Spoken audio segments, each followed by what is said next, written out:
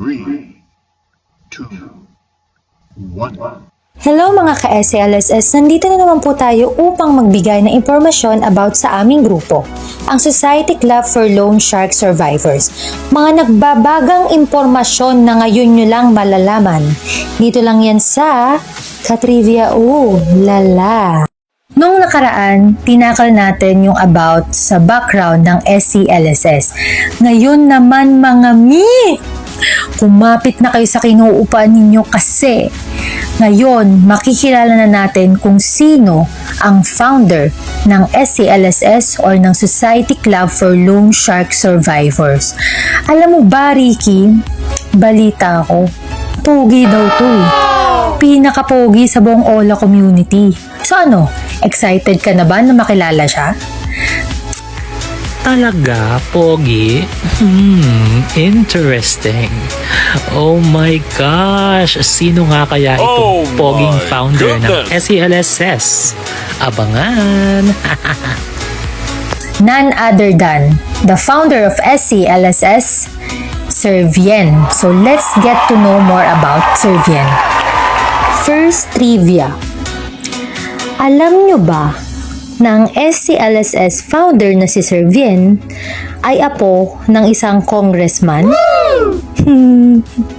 Pero joke lang po yon, charot-charot lang tayo dito. Char. Hindi. Si Sir Vien ay pinanganak noong August 25, 1988. So malapit na po ang birthday niya. Next month na po yon. So maghanda-handa na po kayo ng mga regalo. Charot lang. At pinanganak po siya sa bayan ng Calamba, Laguna. Pangalawa siya sa 4 na magkakapatid. Isa siyang half Chinese at half Filipino. Ang kanyang ama ay mula sa bansang China. Pero, wag niyo isipin na may-ari sila ng Ola ha. No. Ola advocate nga siya, isipin niyo may-ari siya ng Ola. Wag ganun guys, walang ganun. Okay? Si Sir Vien ay napasok sa Ola community noong 2022 at kilala bilang si Durf Montemayor. Kaya ka napagkakamalang anak ng congressman eh. At nagkaroon naman siya ng unang grupo na pinangalanan niyang Ola Victims Wires na nag-raid ng 2 Ola companies. Wow! Lagot talaga kayong mga Ola agents. Imagine mo yun, noong March 2022, napalitan ang kanyang grupo at tinawag na Ola vs Soldiers. Pero parang pelikula, no? Hindi nagtagal ang grupo niya dahil naging BFFs sila ng mga Ola Harassment Fighters or OHF at naging Pulse V. Si Sir Vien ay naging former president ng Pulse V at nag-author ng position papers na pinasa sa Senado laban sa mga Ola companies. Lakas! Talagang busy si Kuya kaya lingid sa marami or lingid sa kanya ang pagiging matulungin dahil noong 2022 pa lang marami na siyang natulungan ng Ola victims sa kanilang financial at medical problems. Pogi na, mabait pa. San ka pa? Noon namang October 27, 2022, umalis sila sa Pulse V, kasamang iba niyang admins at nabuo ang Society Club for Loan Shark Survivors. Aminado si SCLSS founder na hindi naging madali ang pagbuo ng bagong grupo. Pero, hindi yun naging hadlang sa kanila para tumulong pa sa mga Ola victims. Determinado talaga. Para silang mga superhero ng mga Ola victims. Alam mo yun? Kasi kapag kailangan mo ng tulong, nandyan sila, lalo na yung founder. Kapag tumawag ka, kapag nag-chat ka, sasagutin ka agad niya yung message mo. Tapos kapag may tanong ka about sa mga batas, about sa mga pananakot ng mga Ola agents, nandyan siya lagi para pakalmahin ka. Tapos ang pogi pa, di ba? Vicky, I have question pala before tayo magtapos dito sa program na Trivia. Lala, I have question. Tingin mo ba effective na founder si Sir Vien ng Society Club for Loan Shark Survivors? And ano yung gusto mong sabihin sa kanya? Pagkakataon mo na to. Siyempre, para sa akin, sobrang effective na founder ni Sir Vien. Dahil unang-una sa lahat, yung sense of humor pa lang niya, ulam na. Paano pa yung iba? Pangalawa, napaka-effective na magbigay ng commands sa kanyang mga admins at saka sa mga members ng SELSS. Pangatlo, hinahayaan niya yung mga members na makipag-usap sa isa't isa at makapagbigay ng mga tips. At mabait siya, alam niya at nakakaintindi siya sa mga miyembro na busy, pero hindi rin siya nagtotolerate ng mga masasamang bagay sa grupo. Kaya for me, sobrang effective ni Sir Vin. Siyempre, ang message ko naman sa kanya, sana sa panahon na ikaw naman yung nalulungkot o feeling mo ikaw mag-isa, tandaan mo, nakapagsalba ka na ng maraming buhay at isa ako doon. Kaya maraming salamat, Sir Vin. Ikaw, Jem, para sa'yo, effective bang founder si Sir? And ano yung gusto mong sabihin kay Papa Vian? Joke lang. Ay nako Ricky, alam mo na sagot dyan. Siyempre, sobrang effective na founder ni Sir Vin. Kasi ang dami talaga niya natulungan na OLA victims. Ang dami niya napakalma, ang daming nakamove on dahil sa mga tips and mga information na sinishare niya sa mga OLA victims.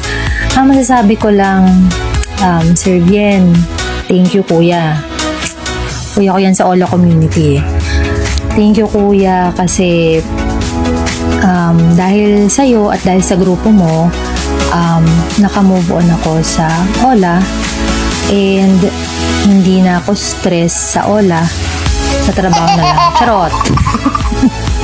Pero sobrang nagpapasalamat talaga ako sa'yo kasi hindi lang ako nakahanap ng kuya at hindi lang ako nakahanap ng isang grupo lang. Para nakahanap ako ng pangalawang pamilya sa SELSS. Yun lang. Saranghayo. Bago talaga tayo magtapos na talaga mga ka-SELSS, hindi lang kami yung may message kay Sir Vin. May mga other members din na naghandog or gustong magpasalamat sa kanya. Panoorin natin to guys. Thank you. Hello, Sir Vin. Violet here.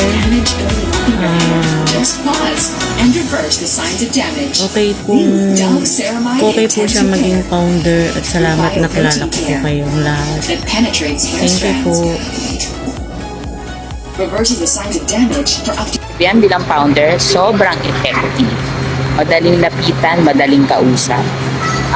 Pag nagtanong ka kung anong batas, marami siyang sagot. Papaliwanag niya talaga sa'yo punto by punto. Tagalog yan o English, hindi mo maintindihan. So, nagpapasalamat kami kay Sir Vin talaga. Sobra talaga siyang blessing para sa mga OLA victim. Message ko para kay Sir Vin. Sir Vin, pagpatuloy mo lang yan. Dito lang kami sa likod mo, suportahan ka namin. Sana huwag ka rin magsawa sa mga pasaway na tulad ko. Please. Haba mo pa ang pasensya para hindi ako magbuga ng apoy. Salamat. My message to Sir Vin. Hi sir.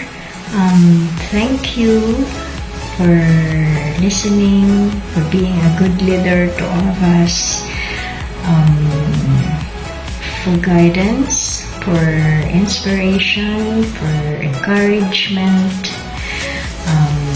for being here, and most importantly, for being a part of my journey.